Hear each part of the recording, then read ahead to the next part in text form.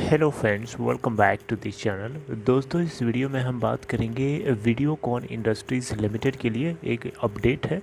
लेकिन दोस्तों, अपनी बातचीत को कंटिन्यू करें उससे पहले आपसे रिक्वेस्ट करना चाहूँगा, अगर आप चैनल को फर्स्ट टाइम देख रहे हैं सब्सक्राइब करके बेल आइकन को हिट कर लीजिए ताकि आपको आने वाले समय में हर वीडियोज़ की नोटिफिकेशन मिलती रहे। और दूसरी चीज़ कि अगर आप डीमेट या ट्रेडिंग अकाउंट ओपन कराना चाहते हैं, वीडियो के डिस्क्रिप्शन बॉक्स में देखिए, आपको एक लिंक मिल जाएगा। ओके दोस्तों, वीडियोकॉन इंडस्ट्रीज़ लिमिटेड जैसा कि आपको पता है, स्टॉक एक्सचेंज से इसको डीलिस्ट क्यों करा लिया गया था? क्योंकि ट्विन स्टार एक वेदांता की एक होल्डिंग कंपनी है। इसने बिड किया था और एनसीएलटी से अप्रूवल भी पा लिया था, इसीलिए इसने स्टॉक एक्सचेंज से इसको हटवा लिया, यानी डीलिस्ट करवा लिया। लेकिन दोस्तों, इसका रास्ता बहुत मुश्किल होता जा रहा है। Day by day it is very difficult for twin star. एक बहुत बड़ा झटका फिर इनको लगा है। दोस्तों, खबर कुछ ऐसी है कि डिपार्टमेंट ऑफ टेलीकम्युनिकेशन ने national company law appellate tribunal के अंदर एक एप्लीकेशन लगा दिया है वीडियोकॉन के रेजोल्यूशन के खिलाफ। यानी ये क्लेम किया है कि 882 करोड़ रुपए लगभग 882 करोड़ रुपए का टोटल अमाउंट वीडियोकॉन ग्रुप की एक कंपनी है वीडियोकॉन टेलीकम्युनिकेशन, उसका बकाया है। और इस तरीके से इस बकाये से बचने के लिए आप आईबीसी को ट्रिगर करके भाग नहीं सकते। ये डिपार्टमेंट ऑफ टेलीकम्युनिकेशन ने एलिगेशन लगाए हैं वीडियोकॉन ग्रुप के इस वीडियोकॉन टेलीकम्युनिकेशन कंपनी के ऊपर, और अपील किया है कि national company law appellate tribunal से, कि नेशनल कंपनी लॉ ट्रिब्यूनल ने एनसीएलटी ने जो अप्रूवल दिया था ट्विन स्टार को के रिजोल्यूशन प्लान को लेकर के, वीडियोकॉन ग्रुप कंपनीज को लेकर के, ये बिल्कुल गलत है। ये कैंसिल किया जाना चाहिए और ये इसको जो है नहीं होने दिया जाना चाहिए, जो कि बिल्कुल सही भी है। और आपको पता है 2962 करोड़ रुपए का टोटल अमाउंट पे किए जाने की बात कर रहे थे अनिल अग्रवाल की ट्विन स्टार टेक्नोलॉजीज़। तो ये बिल्कुल बहुत कम अमाउंट है। पहली चीज़ तो यहाँ कम या ज़्यादा की बात नहीं हो रही है, डॉट अपने अलग पॉइंट ऑफ व्यू से बात कर रहा है एक ऑपरेशनल क्रेडिटर्स के रूप में। ऑपरेशनल क्रेडिटर्स के रूप में डॉट की जिम्मेदारी बनती है कि वो डॉट को यहाँ पे वीडियोकॉन टेलीकम्युनिकेशन की लायबिलिटी है कि डॉट को जो भी उसका ऑपरेशनल ड्यू है उसको पे करे, जो कि 882 करोड़ रुपए के आसपास का टोटल अमाउंट है। आपको पता ही है दोस्तों कि national company law appellate tribunal ने पहले से ही एनसीएलटी के इस दिए हुए अप्रूवल के ऊपर रोक लगा रखा है, स्टेटस क्यू लगा रखा है, और ये बिल्कुल भी ट्विन स्टार की तरफ से जो ऑफ़र किया जा रहा है उसके खिलाफ है।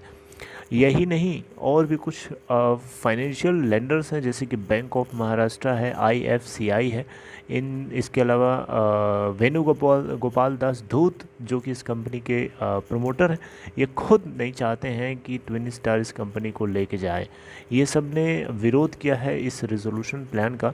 और एनसीएलटी ने डॉट के इस मुद्दे को सुनने के लिए 11 जनवरी 2022 का डेट यहाँ पे लिस्ट करने के लिए कहा था। आप देख सकते हैं यहाँ पे टॉप पे, NCLT has directed to list DoT's appeal for hearing on January 11 2022, यानी अगले महीने की 11 जनवरी को, 11th डेट को, राइट। तो दोस्तों, यहाँ पे मुझे लगता है कि ये एक अच्छी खबर इसलिए मैं बोल रहा हूँ क्योंकि ये एक प्रेशर बिल्डअप कर रहा है ट्विन स्टार के ऊपर, क्योंकि कम से कम ट्विन स्टार को अलग अलग तरीके से प्रेशर जब लगेगा तब वो अपने आप ढीला होगा और वो निकलेगा यहाँ से। जितने मोस्टली बैंक हैं, जो लेंडर्स हैं, जैसे कि एसबीआई के द्वारा लीड किए जाने वाला एक कंसोर्टियम है, उन सभी ने already national company law appellate tribunal से डिमांड किया है कि एक बार फिर से रीबिडिंग कराने का एक प्रोविज़न कराने की अनुमति दी जाए, क्योंकि इन बैंक्स को अब लगने लगा है कहीं ना कहीं कि इनको जो है बहुत ही कम अमाउंट रिकवर हो पाएगा ट्विन स्टार से, अगर ये इस रेजोल्यूशन प्लान को सपोर्ट करते हैं तो, राइट।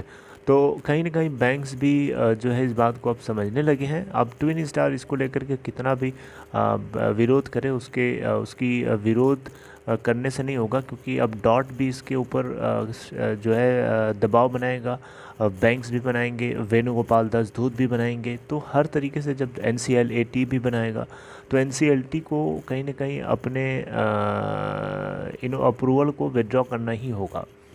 राइट। तो मुझे लगता है कि ये ट्विन स्टार के अगेंस्ट जाना एक अच्छी खबर है वीडियोकॉन इंडस्ट्रीज लिमिटेड के स्टेक होल्डर्स के लिए, क्योंकि इसने स्टेक होल्डर्स की तो वैल्यू एकदम समझी ही नहीं। राइट, इसको समझना चाहिए। अब देखते हैं दोस्तों कि इसको अब क्या होता है, आगे जो कुछ होगा हम डिस्कस करेंगे। लेकिन वीडियोकॉन इंडस्ट्रीज़ लिमिटेड को रीलिस्ट कराने की बात अगर आप सोच रहे हैं तो रीलिस्ट तब तभी हो सकती है जब अगला कोई बिडर आए जो सक्सेसफुली इस कंपनी को एक्वायर करे। और ये डिपेंड करता है, इसने रिलिस्ट नहीं कराना चाहिए था, गलती हो गई, एक डीलिस्ट नहीं कराना चाहिए था। पहले रिजोल्यूशन प्लान सक्सेसफुल हो जाना चाहिए फाइनल, तब डीलिस्ट या रिलिस्ट के बातें आती है तो समझ में भी आता। पहले ही डीलिस्ट करा दिया, मतलब ये गलत है। तो दोस्तों ये छोटी सी अपडेट है जो वीडियोकॉन टेलीकम्युनिकेशन की जो लाइबिलिटी है उसको लेकर के डॉट ने एनसीएलटी के अंदर एनसीएलटी के अप्रूवल के दिए हुए अप्रूवल को चैलेंज करते हुए एक एप्लीकेशन लगाया है, जो कि लेटेस्ट अपडेट थी, कुछ दिन पहले की थी, मैंने आपको बताने की कोशिश करी। दोस्तों तो ये छोटी सी अपडेट अगर आपको अच्छी लगी हो, इस वीडियो को लाइक शेयर करके सपोर्ट कर सकते हैं। बाकी अपना ख्याल रखिए, आगे हम कुछ और डिस्कस करेंगे। इसमें तो बहुत चीज़ें लिखी हैं, जो मेन पॉइंट्स था मैंने आपको डिस्कस किया। Okay friends, take care.